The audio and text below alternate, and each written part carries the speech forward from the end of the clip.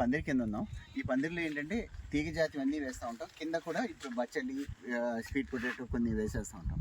దీంట్లో కూడా multi క్రాపింగ్గా follow అవుతాం. ఇక్కడ చూడండి నేతి బీర ఉంది, పొట్లకాయ ఉంది. పొట్లకాయ ఈసారి చాలా బాగా వచ్చింది. ఇక్కడ చూడండి పొట్లకాయ ఒకదాని మీద ఒకటి. ఈసారి చాలా పొడుగ్గా ఉంది. అసలు మెజర్ చేద్దామని అనుకున్నాం. ఆర్గానిక్గా పండిస్తే సరిగ్గా రాదు అనడం చాలా పొరపాటు. మనం సరైన జాగ్రత్తలు తీసుకుంటే ఆర్గానిక్లో చాలా బ్రహ్మాండంగా పండించారు. ఈ పందిరి హైట్ కన్నా అది గ్రౌండ్ టచ్ అయిపోయింది. ఇక్కడ చూపించండి. ఈ రాయి ఎందుకు కడతామంటే అండి స్ట్రెయిట్కి వెళ్తుంది, లేకపోతే కొంచెం బెండ్ వచ్చేస్తుంది. ఇది ఇలా రాయి ఇది లేనప్పుడు బెండ్ అవుతుంది. ఇప్పుడు అసలు ఈసారి పొట్లకాయలు అయితే కింద టచ్ అవుతా ఉంది.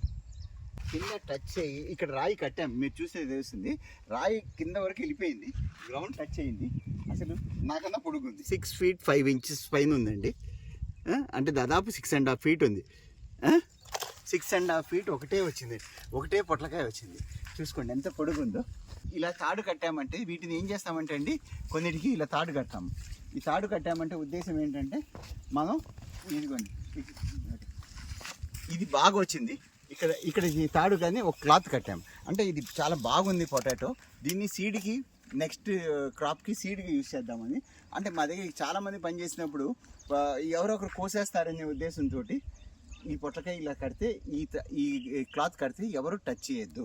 దీన్ని నెక్స్ట్ టైం సీడ్కి ఉపయోగించుకుందాం.